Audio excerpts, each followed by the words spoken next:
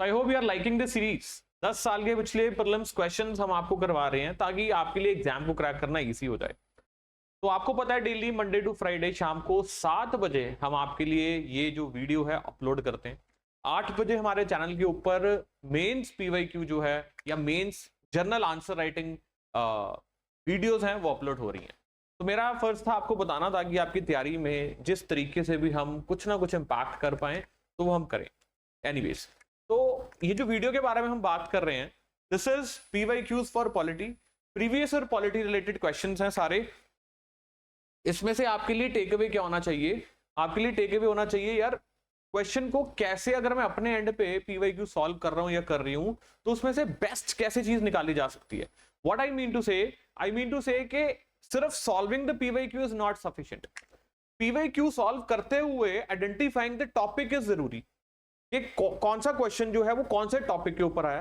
Then जब आप options पे पहुंच जाते हैं, ऑप्शंस को समझना इज वेरी मच जरूरी कि कौन सा ऑप्शन सही है कौन सा ऑप्शन गलत है। और अगर आपने सही क्वेश्चन अटेम्प्ट कर दिया तो सीधा आगे नहीं निकलना होता है।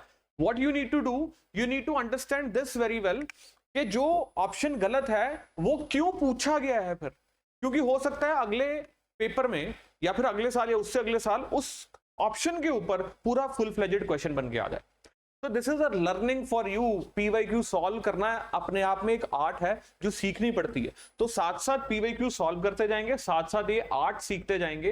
एंड कोई भी ऐसा बच्चा नहीं है, कोई भी ऐसा टॉपर नहीं है जिसने बिना पीवाईक्यूज को सॉल्व किए एग्जाम को क्रैक कर लिया, और ना ही कोई रास्ता है सॉल्व करने, आई मीन टू से एग्जाम को क्रैक करने का सिवाय पीवाईक्यूज को पकड़ के जाने का। क्योंकि ये आपके क्या है, दे आर योर जीपीएस।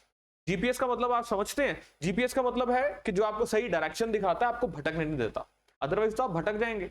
अगर आपने पहुंचना दिल्ली है अपने अपने एरिया से, अपने अपने डिस्ट्रिक्ट से, अपने अपने शहरों से, तो आप पहुंच ही नहीं पाएंगे। You will not be able to reach अगर आपने जीपीएस नहीं लगाया। जीपीएस आपको डायरेक्शन दे के चलता है कि भाई ये डायरेक्शन है तेरी, तूने इधर उधर नहीं जाना। And PYQ is same. तो चलिए क्वेश्चन देखते हैं। First question is consider the following statement. It is the governor of the state who recognizes and declares any community of that state as a scheduled tribe. क्या है जी question? It is the governor of that state. क्या है? उस state का governor है जो recognise करता है, डिक्लेयर करता है किसी भी कम्युनिटी ऑफ द स्टेट को as the scheduled tribe community. Very much important. तो क्या गवर्नर डिक्लेयर करता है किसी पर्टिकुलर एरिया में कि ये भाई शेड्यूल्ड ट्राइब है या नहीं है?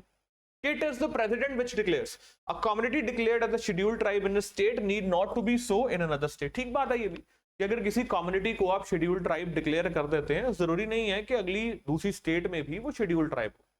तो which of the statements given above is और आर करेक्ट? इनमें से कौन सी स्टेटमेंट जो ऊपर दी गई है वो करेक्ट है? सो वेरी ऑब्वियस जो मैंने आपको बताया, स्टेटमेंट नंबर 2 इज करेक्ट। ये बिल्कुल ठीक है कि जरूरी नहीं है, लेकिन when it comes to declaring और recognising any community of the state as a scheduled tribe community, it is the president.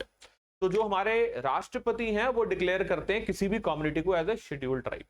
Okay, parliament जो है उस लिस्ट को लेजिस्लेशन के थ्रू क्या कर सकती है, चेंज भी कर सकती है। That is a separate thing. तो सी इसकी क्या है कंप्लीट एक्सप्लेनेशन। ये जो हम सीरीज कर रहे हैं इसकी खूबसूरती यही है कि हम इसमें तवज्जो किस चीज के ऊपर दे रहे हैं, एक्सप्लेनेशन के ऊपर, कंप्लीट एक्सप्लेनेशन। अब आप डरिए नहीं कि आपको ये नहीं मिलेगी, बिल्कुल मिलेगी। आप हमारा टेलीग्राम चैनल ज्वाइन करेंगे, वहां पर हम डेली ये पीडीएफ्स को क्या करते हैं, अपलोड करते हैं। तो power to declare a community as a scheduled tribe lies with the president of India. Power जो है डिक्लेयर करना किसी भी कम्युनिटी को एज ए शेड्यूल्ड ट्राइब किसके ऊपर लाई करती है? प्रेसिडेंट ऑफ इंडिया के ऊपर लाई करता है, ना कि गवर्नर के ऊपर।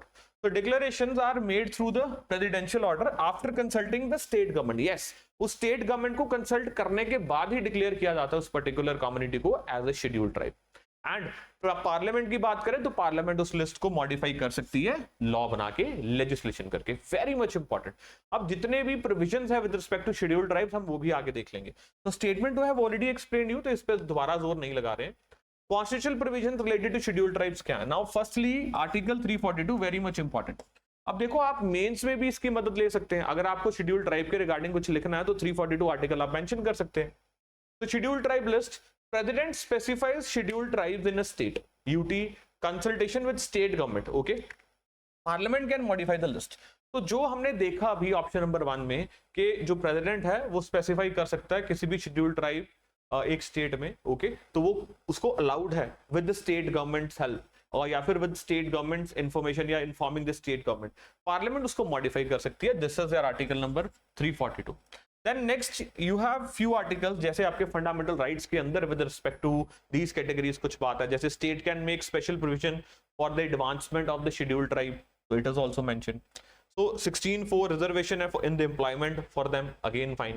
तो बेसिकली डायरेक्टिव प्रिंसिपल्स पे चलते हैं, तो वहां क्या हमें इंपॉर्टेंट आर्टिकल नजर आ रहा है, आर्टिकल 46 क्या कह रहा है, educational and economic interest, state to promote educational and economic interest किसका, शेड्यूल्ड ट्राइब का। तो आपको क्या करना है, ध्यान से सुनिएगा, कॉपी पेन लेना है, शेड्यूल्ड ट्राइब्स के रिगार्डिंग आपको पता लग गया कि कौन कौन सी कॉन्स्टिट्यूशनल प्रोविजंस हैं, तो इनको रट लीजिए आप 342 को रट लीजिए, आप 15(4) 16(4) याद कर सकते हैं, आप 46 याद कर सकते हैं, आप आर्टिकल 244 याद कर सकते हैं, जो आपको क्या कह रहे हैं, administration of scheduled areas under the 5th schedule, इसकी एडमिनिस्ट्रेशन के लिए। तो अगर आपको फंडामेंटल राइट्स वाले याद नहीं हो रहे 19(5), 15(4) and 16(4), you just remember 342 for your mains. Of course prelims में कौन कौन सी कैटेगरीज, कौन कौन सी प्रोविजंस शेड्यूल्ड ट्राइब कैटेगरी को बिलोंग करती है या फिर उनके लिए है, तो आपको ये भी पता होना चाहिए। सो याद कर लीजिए 46, 342 and then article 244 and then of course 5th schedule and 6th schedule, ये आपको याद रहने चाहिए।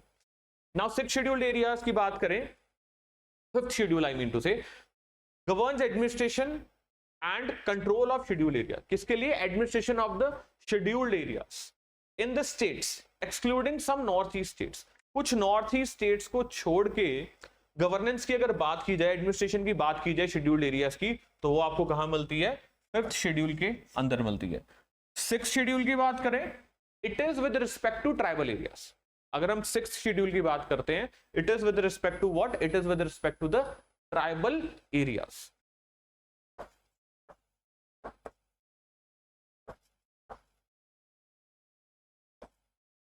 तो 6 शेड्यूल एरियाज ट्राइबल एरियाज के लिए, 5th शेड्यूल जो है वो शेड्यूल्ड एरियाज के लिए। अब शेड्यूल्ड एरियाज को डिक्लेयर कौन करता है, प्रेसिडेंट डिक्लेयर करता है किसी भी स्टेट के अंदर किसी भी एरिया को एज ए शेड्यूल्ड एरिया। क्यों करता है, क्योंकि वहां पर ट्राइबल्स होते हैं। 6th शेड्यूल जो है वो किसकी बात कर रहा है, administration of the tribal areas की। ये पर्टिकुलरली सिर्फ और सिर्फ ट्राइबल एरियाज ही होते हैं। 4 नॉर्थ ईस्ट स्टेट्स की बात करें, असम, मेघालय, त्रिपुरा एंड मिजोरम। असम, मेघालय, त्रिपुरा एंड मिजोरम, ये 4 स्टेट्स हैं which are very much important for you. Is that clear? जो 6th शेड्यूल में आ रहे हैं, तो आपको 5th शेड्यूल याद रखना है, 6th शेड्यूल। जब हम 6th शेड्यूल की बात करते हैं, इसमें we have autonomous district councils. Autonomous district councils क्या होते हैं कि इन ट्राइबल्स को ऑटोनॉमी देने के लिए क्या किया जाता है, इनके डिस्ट्रिक्ट को ऑटोनॉमी दे दी जाती है इस तरह से कि लॉ सीधे आपके ऊपर नहीं लगेंगे, आप इन मुद्दों के ऊपर खुद भी डिसीजंस ले सकते हैं। That is what is autonomous, मतलब ऑटोनॉमी मिल गई किसको, डिस्ट्रिक्ट को, और डिस्ट्रिक्ट में जो काउंसिल है उसको। सो ऑटोनोमस डिस्ट्रिक्ट काउंसिल, तो हमारे पास काफी ऑटोनोमस डिस्ट्रिक्ट काउंसिल्स हैं। जब बात करते हैं 5th शेड्यूल एरियाज की, इसको प्रेसिडेंट डिक्लेयर करता है किसी भी एरिया को as a scheduled area. Okay, and number 1 I mean to say number 2nd thing यहां पर आपको क्या है कि प्रेसिडेंट जो है वो डिक्लेयर करता है किसी भी एरिया को एज अ शेड्यूल्ड एरिया, और इसकी मैनेजमेंट के लिए, एडमिनिस्ट्रेशन के लिए क्या बनाया जाता है, TAC, that is tribal advisory council. I hope it is clear till here. Which of the following statement are correct in respect of a bill in the parliament? So next question you have, which of the following statements are correct in respect of a money bill? बात जब money bill की होती है, इनमें से कौन सी statement correct है? तो देखो पेपर में कितनी बार क्वेश्चन आपको पूछा जाता है मनी बिल के ऊपर, आपको अच्छे से ये चीज को समझना चाहिए। क्या कहा जा रहा है, आर्टिकल 109, आर्टिकल 109 क्या मेंशन करता है, special procedure in respect of the money bill. Article 109 mention करता है special procedure in respect of money bill. Now what it is, most of the students यहां गलती करके, मैं हमेशा क्लास में भी यही बात बोलता हूं कि money bill is extremely important. आपका पार्लियामेंट वाला सारा टॉपिक ही बहुत इंपॉर्टेंट है, और ये क्वेश्चन भी उसी में से आया हुआ है। वो कहते हैं कि जी नहीं सर 110 आर्टिकल जो है वो मनी बिल के बारे में बात करता है। मैंने कहा कब गलत बोल रहे हो आप, ठीक है 110 article is talking about the money bill, but यहां पर क्या बोला जा रहा है, article 109 mention special procedure in respect of money bill. ये मनी बिल के लिए जो स्पेशल प्रोसीजर है कि उसको क्या क्या प्रिविलेजेस मिलती हैं, राज्यसभा को कैसे कटेल किया जाता है, वो सारे स्पेशल जो प्रोसीजर है मनी बिल की पैसेज में वो आर्टिकल 109 में ही है। यही बच्चे गलती खा गए थे। देन नेक्स्ट, अच्छा फिर ऑप्शन में भी देखो 1 गलत है तो 2 और 3 था, तो बच्चों को लगा 2 एंड 3। तो money bill shall not be introduce in the council of states. Council of state क्या है? राज्यसभा। ये भी बात ठीक है, राज्यसभा में मनी बिल इंट्रोड्यूस नहीं हो सकता। Then Rajya Sabha can either approve the bill और suggest changes but can not reject it. ये भी बात ठीक है, राज्यसभा जो है वो बिल को क्या कर सकती है, या तो अप्रूव करेगी या उसको क्या करेगी, चेंजेस सजेस्ट करेगी, डिस्कस कर सकती है, लेकिन अमेंड नहीं कर सकती, ना ही उसको रिजेक्ट कर सकती। अपनी बातें तो बोल ही सकती है कि भाई इसको ये चेंज कर दो, लेकिन अमेंड नहीं कर सकती, मतलब उसको चेंज नहीं कर सकती, ना ही उसको रिजेक्ट कर सकती है राज्यसभा। तो ये भी स्टेटमेंट ठीक है, Rajya Sabha can either approve bill और suggest changes but can not reject it. Suggest कर सकती है चेंजेस बट उसको रिजेक्ट नहीं कर सकती।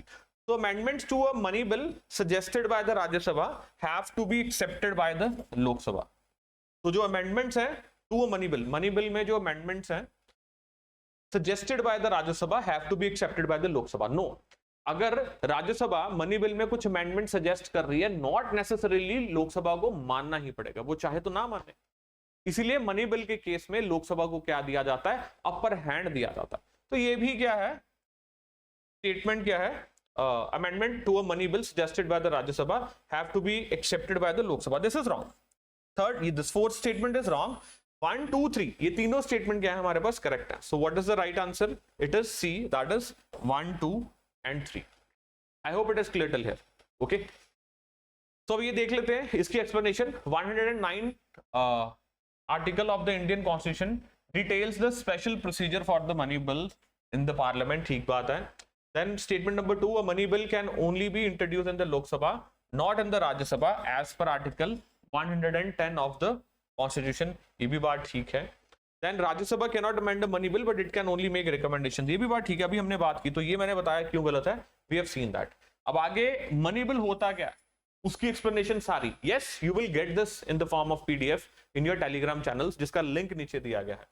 तो money bill is a type of bill that deals exclusively with financial matters. Article 110 के अंदर जो मैटर्स दिए गए हैं एक्सक्लूसिवली जो मनी बिल है वो उसी के लिए क्या करता है, डील करता है. इंट्रोडक्शन में it can only be introduce in the Lok Sabha with the recommendation of the president. President की रिकमेंडेशन पर ये क्या किया जा सकता है, इंट्रोड्यूस किया जा सकता है. राज्यसभा का रोल क्या है, Rajya Sabha can not amend a money bill, it can only make recommendations which the Lok Sabha may accept or may reject. So we have discussed all this. अच्छा, स्पीकर का certification is very much important. Speaker certificate लगा के बताता है कि भाई ये money bill है कि नहीं है. इसीलिए कई बार जो सरकार होती है वो बहुत गेम भी खेलती है. कैसे? मनी बिल के साथ आई मीन टू से कोई टैक्सेशन का मैटर होगा, पैसे का मैटर होगा, उसके साथ ऐड क्या कर देगी सरकार, कोई भी मैटर ऑफ जनरल लेजिस्लेशन. अब वो मनी बिल नहीं रह जाता, वो फाइनेंशियल बिल बन जाता है. अब फाइनेंशियल बिल में पावर्स ऑफ द लोकसभा इतनी ज्यादा नहीं होती जितनी मनी बिल के केस में होती है.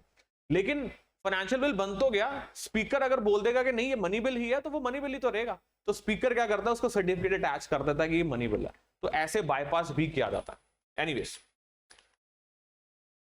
सो गाइस ये थी आपके लिए आज की वीडियो. बाकी जो क्वेश्चंस हैं अब आगे हम करेंगे, अगली क्लास में करेंगे. अगली क्लास में और क्वेश्चंस आपके साथ डिस्कस करूंगा.